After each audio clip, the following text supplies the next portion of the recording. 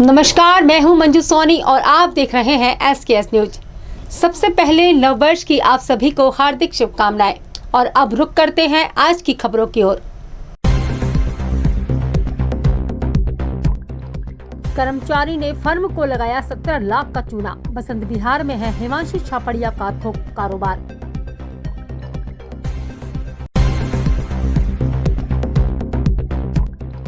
कोल India company के retire अधिकारी के साथ लाखों की ठगी।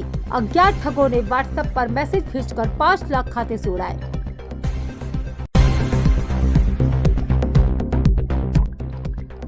घर के बाहर खड़ा ट्रैक्टर दिन दहाड़े चोरी की घटना हुई CCTV कैमरे में कैद।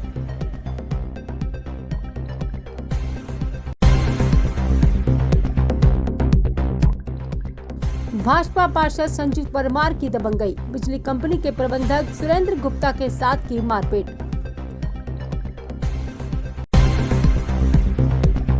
अध्यात्म निकेतन के संत कृपाल महाराज ने नए साल 2026 पर सभी देशवासियों, प्रदेशवासियों और खासकर ग्वालियर के लोगों को अपनी ओर से शुभकामनाएं दी हैं। उन्होंने कहा कि नया साल सभी के जीवन में अच्छा स्वास्थ्य, खुशहाली और समृद्धि लेकर आए। ऐसी उन्होंने ईश्वर से प्रार्थना की है। नूतन वर्ष के सभी लोगों को बहुत बहुत हार्दिक बधाई, बहुत बहुत शुभकामनाएं। नगर, प्रदेश और राष्ट्र को सभी लोगों को नव वर्ष की शुभकामनाएं बताएं। अग्रवाल महासभा एवं परिचय सम्मेलन के तत्वाधान में नए साल के मौके पर इस बार भी विशाल चुनरी यात्रा महाराज बाड़े से शुरू हुई। यह शहर के विभिन्न स्थानों से होती हुई अग्रसेन पार्क पर समाप्त हो गई। इस विशाल चुनरी यात्रा में अध्यात्म निकेतन के संत कृपाल महाराज, पूर्व सांसद विवेक नारायण सेजवलकर, पूर्व महापौर समीक्षा गुप्ता, पूर्व विधायक रमेश अग्रवाल सहित अन्य समाजों के महिला पुरुष बड़ी संख्या में शामिल हुए। अग्रवाल समाज 5100 फुट लंबी चुनरी की यात्रा को हर साल निकालता है।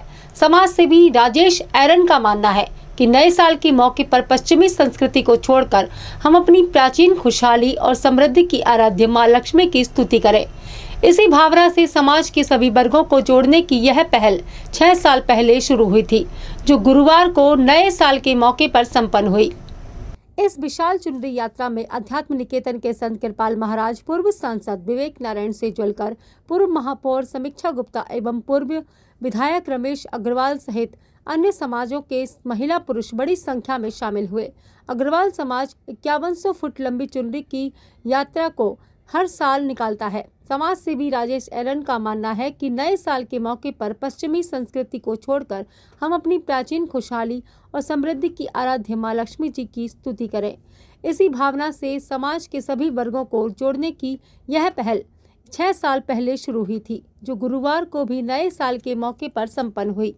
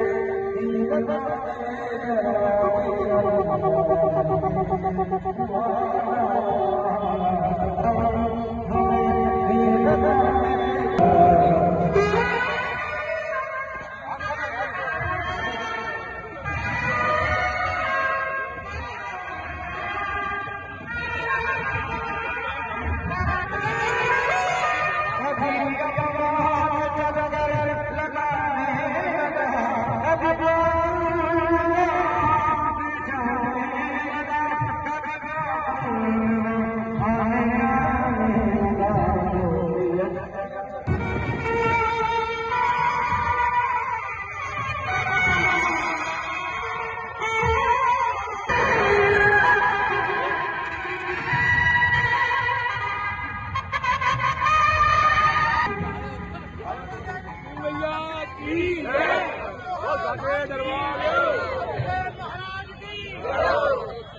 अग्रवाल समाज द्वारा हर वर्ष चुनरी शोभा यात्रा शहर में निकाली जाती है। इसका मुख्य उद्देश्य था कि हम लोग एक सामाजिक एकता का परिचय दें और जो कि लोग नए वर्ष को पश्चिमी संस्कृति के अनुसार मनाते हैं।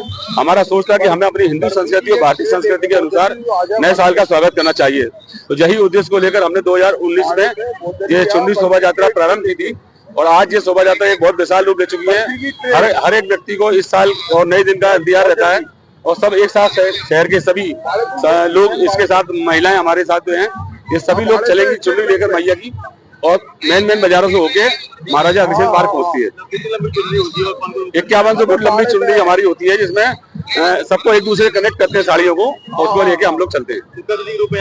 मुख्य अतिथि रूप में आदरणीय श्री विवेक शेजवलकर साहब, हमारे पूर्व सांसद हैं ग्वालियर से, हमारे परम पूज्य संत कृपाल सिंह जी और पूर्व महापौर समीक्षा जी, रमेश अग्रवाल जी पूर्व विधायक हमारे बीच में, और भी काफी गेस्ट आने वाले हैं। देखिए, ये लक्ष्मी जी की चुनरी की यात्रा पूरे व्यवसायी समाज और पूरे ग्वालियर के कल्याण के लिए प्रतिवर्ष निकाली जा रही है अग्रवाल समाज द्वारा। और इससे समाज में हम संदेश देना चाहते हैं कि जैसे माँ लक्ष्मी ने महाराजा अग्रसेन जी की के ऊपर कृपा करके उनके राज्य को पूरी तरह से धन धान्य से संपूर्ण किया था, ऐसे ही माँ लक्ष्मी हमारे ग्वालियर को उन्हें धन धान्य से परिपूर्ण कर सुखद और इसमें शांति तथा उन्नति करे, व्यवसायिक उन्नति करे, सर्व मंगल की कामना के साथ ये यात्रा निकाली जाती है।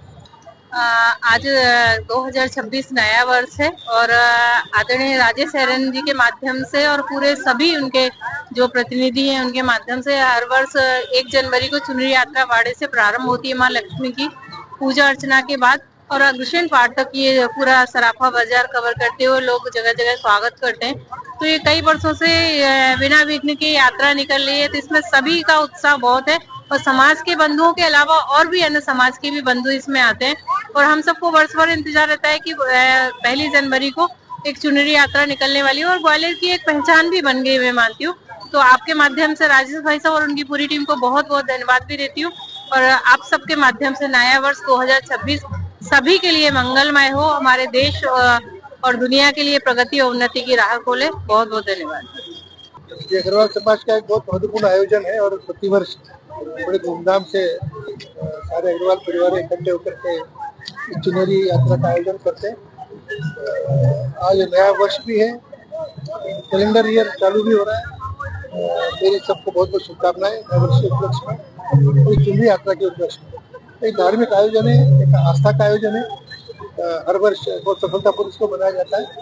इस अवसर पर मेरी सभी अग्रवाल परिवारों को और सभी लोगों को बहुत बहुत शुभकामनाएं। प्रदेश के शहरी विकास एवं आवास मंत्री कैलाश विजयवर्गीय एक बार फिर सुर्खियों में हैं। इस बार उन्होंने गंदे पानी से इंदौर में हुई बच्चों की मौत और रिफंड को लेकर सवाल पूछने पर पत्रकार को दोयम दर्जे के शब्द बोले, जिससे वह एक बार फिर सुर्खियों में आ गए। इससे पहले कैलाश विजयवर्गीय अक्सर अपने बयानों को लेकर चर्चाओं में रहते हैं। उनके बेटे ने भी नगर निगम के अधिकारियों को क्रिकेट के बल्ले से मारा था। इसका वीडियो भी वायरल था। एक राष्ट्रीय चैनल के पत्रकार द्वारा थोड़े से विपरीत सवाल पूछने पर कैबिनेट मंत्री अपना आपा खो बैठे और घटिया शब्दों के इस्तेमाल पर उतर आए। कैलाश विजयवर्गीय का यह वीडियो सोशल मीडिया पर जमकर वायरल हो रहा है। वहीं पार्टी नेताओं के बीच उनकी छवि को गहरा धक्का लगा है। बहुत सारे लोगों को अभी तक जो रिफंड की बात कही गई थी वो भी नहीं मिला कैलाश जी, और पीने के पानी की ठीक से व्यवस्था। छोड़ो यार, तुम फोकट प्रश्न मत पूछो। नहीं फोकट नहीं, ये तो मैं तो वहाँ होकर आया हूँ। क्या कैलाश जी बात ठीक से कीजिए। नहीं, शब्दों का चयन ठीक रखिए। कैलाश जी आप ढंग से बात नहीं कर रहे हैं। नहीं, आप ये क्या शब्द होता है कि क्या शब्द होता है आप? मैं तो जाऊंगा, लहजा इनको सुधारने कहिए। इतने सीनियर मंत्री क्या बोलते रहते हैं, बात करने की तमीज नहीं है। हाँ और क्या, तुम मत किया, ठीक है? तो क्या बोलेंगे? सवाल कर रहे हैं ना हम, वो जवाब दे रहे हैं। आपको क्या हो रहा है? वो हमारा लीडर है। तो बोलेंगे मुझे वो हमारा लीडर तो है। क्या करेंगे? हमारे 10 लोग मर गए, हम पूछे नहीं सवाल। कुछ भी बोलोगे कि हमारे क्या पूछा है? बोले हमने गाली दी है क्या? जाओ अपना काम करो। ग्वालियर में एक रिटायर्ड अधिकारी को अनजान नंबर से कॉल आया। कॉल करने वाले ने सिर्फ इतना कहा कि आपके व्हाट्सएप पर कुछ भेजा गया है। जब व्हाट्सएप चेक किया तो उनके खाते से 5 लाख निकल चुके थे। ठगों ने ना OTP भेजी ना लिंक भेजी, लेकिन खाते से पैसे उड़ा दिए, जिसकी शिकायत रिटायर्ड अधिकारी ने साइबर क्राइम ब्रांच में की है। दरअसल शहर के मुरार क्षेत्र में रहने वाले रमेश सिंह भदौरिया 2.5 साल पहले कोल इंडिया सिंगरौली से सुपरवाइजर पद से रिटायर हुए हैं। हाल ही में उन्हें रिटायरमेंट का पैसा मिला जो बैंक में जमा था। पिछले हफ्ते 22 दिसंबर को उन्हें एक अनजान नंबर से कॉल आया और कॉल करने वाले ने उनसे कहा कि उनके व्हाट्सएप पर उसने कुछ भेजा है। इतना कहकर उसने फ़ोन काट दिया। जब उन्होंने व्हाट्सएप खोलकर मैसेज देखा तो सिर्फ HI लिखा हुआ था। तभी उनके मोबाइल पर बैंक से 5 लाख रुपए कटने का मैसेज आया। वह बैंक पहुंचे और मैनेजर को जानकारी दी। तुरंत अकाउंट को ब्लॉक कर दिया गया। इस बीच साइबर ठगों ने 2 लाख रुपए और ट्रांसफर करने का प्रयास किया, लेकिन अकाउंट होल्ड हो जाने की वजह से रुपए नहीं निकल सके। इस घटना के बाद फरियादी रमेश सिंह ने 1930 पर कॉल कर साइबर फ्रॉड की रिपोर्ट की। साथ ही साइबर क्राइम सेल में भी इसकी शिकायत की।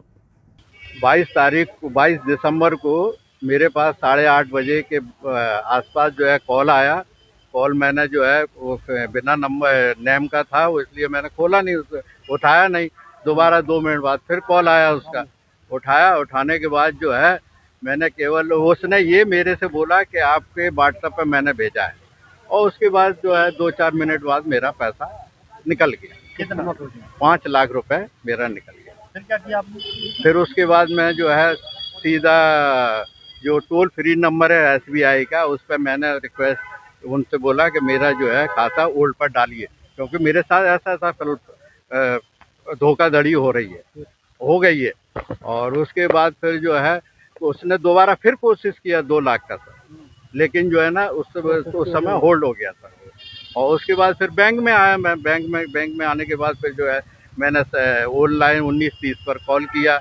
वहाँ से बातचीत की है, तो बोले कि आप जल्दी से हमको बैंक का स्टेटमेंट दीजिए। तो मैं बैंक गया, फिर उनको व्हाट्सएप किया। कौन से अकाउंट में पैसा गया है आपका? ये बैंक ऑफ इंडिया लुधियाना जी। फरियादी रमेश सिंह भदौरिया ने एक EFIR के माध्यम से बताया कि 22/12/25 की डेट में उनके अकाउंट से 5 लाख रुपए ट्रांजैक्शंस की धोखाधड़ी हो गई है। जिसके बाद में पुलिस ने तत्काल FIR को पंजीबद्ध किया और समस्त खातों पे होल्ड लगाया गया है और बैंक से संबंधित ट्रांजैक्शंस की जानकारी प्राप्त की जा रही है और जांच विवेचना में है और शीघ्र ही आरोपी की गिरफ्तारी की जाएगी। फरियादी का नाम रमेश सिंह भदौरिया है और सिंगरौली में कुछ सुपरवाइजर ग्रुप के साथ में काम कर रहे थे और वहां से सेवानिवृत्त हो चुके हैं। ग्वालियर में घर के बाहर खड़े ट्रैक्टर को एक शातिर चोर दिन दहाड़े चोरी कर ले गया। CCTV कैमरे में शातिर चोर ट्रैक्टर को ले जाता हुआ कैद हो गया है। घटना मुरार थाना क्षेत्र के दुर्गा कॉलोनी की है। फरियादी की रिपोर्ट पर पुलिस ने 24 घंटे के अंदर इस शातिर चोर को ट्रैक्टर सहित हस्तिनापुर के बिलारा गांव से गिरफ्तार किया है। दरअसल मुरार थाना क्षेत्र के दुर्गा कॉलोनी में रहने वाले रामेश्वर सिंह किरार ने सोमवार की सुबह आइसर 242 ट्रैक्टर घर के सामने खड़ा किया था। जब दोपहर के वक्त उन्होंने अपने घर के बाहर ट्रैक्टर देखा तो वह गायब दिखा। उन्होंने अज्ञात चोर के खिलाफ रिपोर्ट दर्ज कराई। जब पुलिस ने घटनास्थल के आसपास और सड़कों के पास लगे CCTV कैमरे खंगाले तो पुलिस को एक CCTV फुटेज में चोर ट्रैक्टर को ले जाता हुआ कैद हुआ। उस वीडियो के आधार पर उसकी जानकारी जुटाई तो पता चला कि ट्रैक्टर चोरी करने वाला अज्ञात चोर हस्तिनापुर के बिलारा गांव का रहने वाला है। तभी पुलिस की एक टीम बिलारा गांव पहुंची और आरोपी चोर को उसके घर से पुलिस ने घेराबंदी कर दबोच लिया। पूछताछ में आरोपी ने अपना नाम कमलेश उर्फ करुआ जाटव बताया। पुलिस ने आरोपी चोर के निशानदेही पर 24 घंटे के अंदर चोरी किया गया ट्रैक्टर गांव से बरामद कर लिया। पकड़े गए आरोपी कमलेश उर्फ करुआ जाटव के खिलाफ थाना हस्तिनापुर में मारपीट व छेड़खानी के 2 मामले और जिला भिंड के गोहद थाने में चोरी का 1 मामला दर्ज है। मुरार थाने अंतर्गत एक ट्रैक्टर चोरी हुआ था, कल ही चोरी हुआ था। 24 घंटे से पहले ट्रैक्टर को जब्त कर लिया गया है एवं जो आरोपी है करुआ उसको भी कस्टडी में ले लिया गया है। जो ट्रैक्टर चोरी हुआ था वह हस्तिनापुर एरिया से बरामद हुआ है एवं जो आरोपी है उसका पहले भी आपराधिक रिकॉर्ड रहा है। किसका ट्रैक्टर था, कहाँ से चोरी हुआ? ये थाना मुरार क्षेत्र से गया था। अभी आरोपी को एवं ट्रैक्टर को वापस लाने की प्रक्रिया चल रही है। बहुत जल्द ही इसमें अन्य तथ्य भी हम बता पाएंगे। घंटे में रिकवर किया मैम? 24 घंटे से पहले ही आरोपी एवं ट्रैक्टर दोनों को ही पकड़ लिया गया है। जिला न्यायालय की विशेष अदालत ने नकली दवा के निर्माण, उसके भंडारण पर कड़ा रुख अपनाते हुए आरोपी संजय पाठक को 7 साल के कारावास की सजा से दंडित किया है और उस पर 8.5 लाख का जुर्माना भी लगाया गया है। Sanjay Pathak drugs and cosmetic act में आरोपी था। मामला 2019 का है, जब पुरानी छावनी में आरोपी संजय पाठक फूड सप्लीमेंट का लाइसेंस लेकर उसकी आड़ में नकली एलोपैथिक दवाओं की फैक्ट्री संचालित कर रहा था। उस पर कोई वैध ड्रग लाइसेंस भी नहीं था, न ही उसने दवाओं के स्रोत व निर्माण से जुड़ी कोई जानकारी एजेंसी को दी। संजय पाठक ने 2018 में खांसी का सिरप और एंटीबायोटिक दवाओं का अवैध रूप से निर्माण किया था। मामले की गंभीरता देखते हुए 30 सितंबर 2019 को दिल्ली से आई केंद्रीय औषधि मानक नियंत्रण संगठन की टीम ने उसकी फैक्ट्री पर छापा मारा था।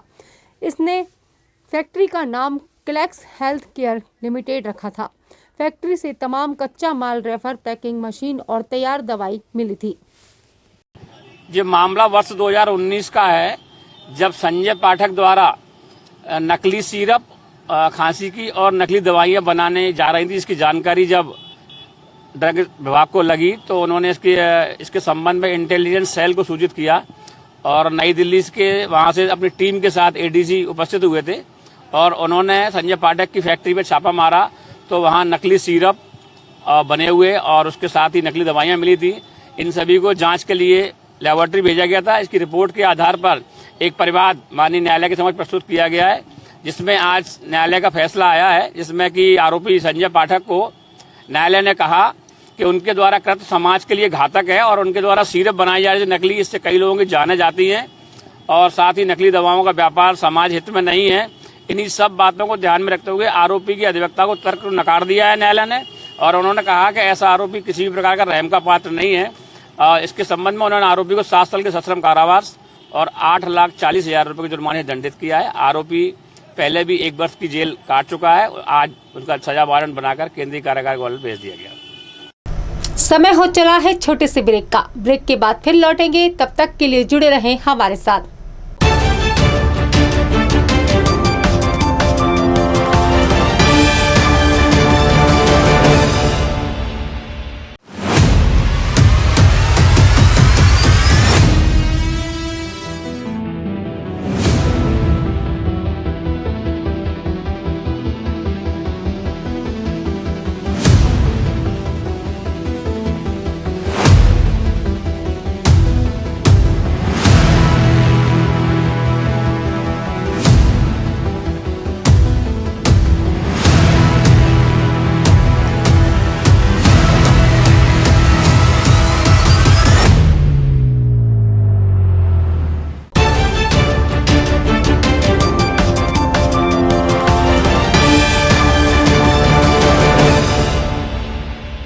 ब्रेक के बाद फिर से आपका स्वागत है। चलिए बढ़ते हैं आगे की खबरों की ओर।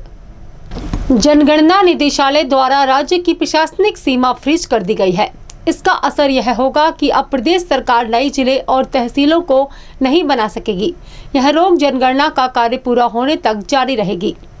इसका असर भोपाल की 5 नई प्रस्तावित तहसीलों के पुनर्गठन सहित राज्य के अन्य नई बनने वाली तहसीलों पर पड़ा है। जनगणना निदेशालय ने मध्य प्रदेश के लिए सीमा फ्रीज करने की तिथि 31 दिसंबर तय की थी। जिले की सीमाओं में परिवर्तन भी फिलहाल नहीं किया जा सकेगा। केंद्र सरकार ने 2027 तक जातिगत जनगणना पूरी करने का ऐलान किया है। 2011 के बाद यह जनगणना की जा रही है। बिजली कंपनी के कल्पे ब्रिज जोन के प्रबंधक सुरेंद्र गुप्ता के साथ वार्ड 27 के पार्षद संजू परमार ने अपने समर्थकों के साथ मारपीट कर दी।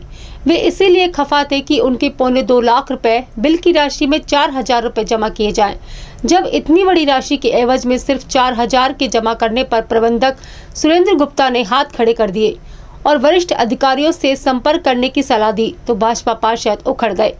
भाजपा पार्षद संजू परमार ने अपने समर्थकों के साथ इंजीनियर सुरेंद्र गुप्ता की मारपीट कर दी। घटना को लेकर बिजली कंपनी के अधिकारी आक्रोशित हैं।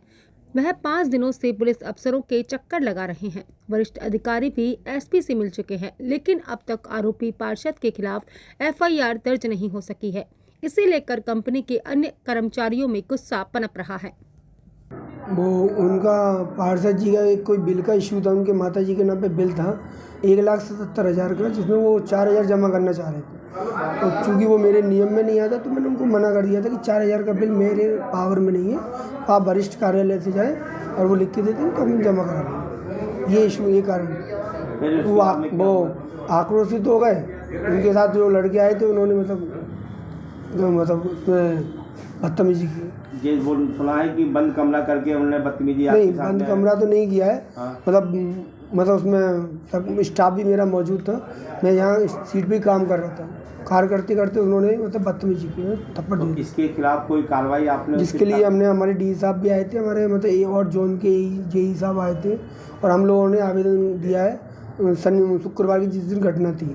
चूँकि अभी आज दिनांक था, अभी उसमें कार्रवाई की नहीं गई है। सी साहब के साथ में आपकी मीटिंग हुई थी, तो सी साहब को भी मैंने अपने वरिष्ठ अधिकारियों को, सी साहब को भी सूचना फ़ोन के माध्यम से दे दी गई है। उनका भी कहना है कि हमने बोल दिया है, एसपी साहब से बात हुई है और वो कर रहे हैं। और इस बात के लिए हम शनिवार को एसपी साहब के यहाँ भी आवेदन दे के आए हम अपने डी साहब के साथ, क्योंकि उन्होंने भी बोला है कि हम मतलब इसको प्रकरण को जांच में लिया है, जांच करके फिर हम कर रहे हैं। जैसे कोई कंज्यूमर आके कोई ऐसी हरकतें करता है तो इसके लिए आप क्या कहना चाहते हैं? ये तो निर्दलीय मतलब वो है ना अपराध। अगर किसी का बिल नहीं है, नियमानुसार बिल नहीं हो पा रहा जमा, तो ये कोई इस तरह की अपराध थोड़ी कर सकता है, किसी को पावर नहीं दी है ना। तो इसके लिए भी आपको प्रशासन ने आपके एफआईआर? इसके लिए हमने अपने एसपी साहब को, हमने सभी संगठन वालों ने, यही साहब लोगों ने मिलकर ज्ञापन दिया था कि इसकी सुरक्षा की व्यवस्था और की जाए। हमने अपने वरिष्ठ अधिकारी को आवेदन दिया है। नहीं, जैसे कि पार्षद ने हाथ पताई किया, उन्हें उसके बाद में आप पुलिस प्रशासन के पास गए हो, पुलिस प्रशासन ने आपकी एफआईआर नहीं ली गई, तो वो किसी परिसर से? अब वो ये मैं नहीं बता सकता, ये पुलिस विभाग बता पाएगा कि उनके ऊपर किस राजनेता का दबाव है या क्या प्रॉब्लम है, ये आपको उनसे पूछना पड़ेगा।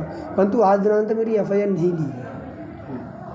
शहर के झांसी रोड थाना क्षेत्र के बसंत विहार में स्थित एक थोक कारोबारी के यहां काम करने वाले कर्मचारी बलवीर परिहार ने अपने ही मालिक को करीब 17 लाख से ज्यादा का चूना लगा दिया। यह धोखाधड़ी उसने 1 सितंबर से लेकर 5 नवंबर के बीच की है, जब थोक कारोबारी हिमांशु छापड़िया को बलवीर की इस अमानत में खयानत का पता लगा तो उन्होंने जीवाजीगंज में रहने वाले बलवीर परिहार की तलाश शुरू कर दी, लेकिन वह अपने घर से गायब मिला।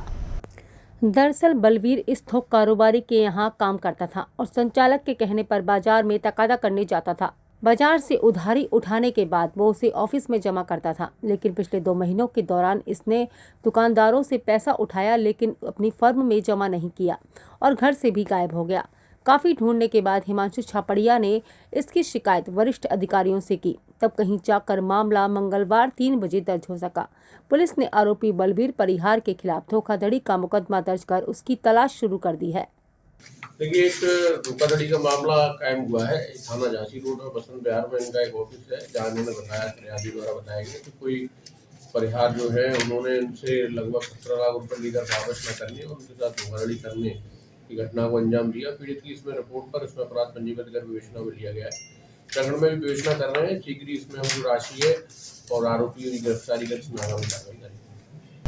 गोला का मंदिर थाना क्षेत्र के पिंटू पार्क इलाके में स्थित ओटीपी रेस्टोरेंट में तोड़फोड़ कर दहशत फैलाने वाले राकेश मायाराम और विशाल के खिलाफ मुकदमा दर्ज किया है। अनूप और छोटू जाटव से पुराने विवाद के चलते यह हमला किया गया था। वारदात सीसीटीवी कैमरे में कैद हुई थी। पुरानी रंजिश के चलते 3 नकाबपोश युवकों ने ओटीपी रेस्टोरेंट में तोड़फोड़ कर दी। यह घटना सोमवार को अंजाम दी गई। बदमाश रेस्टोरेंट में पहुंचे और बिना किसी बात के टेबल कुर्सियां सहित अन्य सामान तोड़ दिया। पूरी वारदात रेस्टोरेंट में लगे सीसीटीवी कैमरों में कैद हो गई। होटल के संचालक छोटू जाटव ने बताया कि उसका मायाराम और राकेश कुशवाहा से विवाद हुआ था। इसके बाद यह लोग अपने साथी विशाल वाल्मीकि के साथ लाठियां लेकर आए और होटल में टेबल कुर्सी लैपटॉप सभी कुछ तोड़ दिया, जिससे वहां बैठे ग्राहक भी भाग निकले। पुलिस का कहना है कि आरोपियों की पहचान कर ली गई है, जल्द ही उनकी गिरफ्तारी की जाएगी।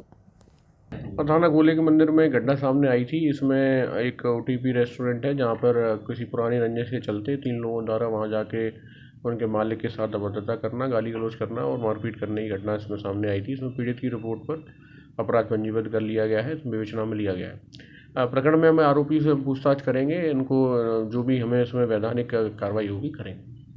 ग्वालियर चंबल अंचल में इन दिनों घने कोहरे का साया है। नए साल की शुरुआत भी कोहरे में हुई है। कड़ाके की ठंड से लोगों को सुबह 11 बजे कुछ राहत मिली, जब हल्की धूप की किरणें जमीन पर बिखरी। पिछले 4 दिनों से चल रहे कोहरे के कारण सुबह शाम की सर्दी लोगों को सता रही है। वहीं दिन में भगवान भास्कर की मेहरबानी से धूप की गर्माहट लोगों को राहत दे रही है। मकर संक्रांति तक सर्दी का यही आलम रहेगा, ऐसा मौसम वैज्ञानिकों का अनुमान है। अभी के लिए इतना ही, कल फिर मिलेंगे नई खबरों के साथ। तब तक के लिए जुड़े रहें SKS न्यूज के साथ। नमस्कार।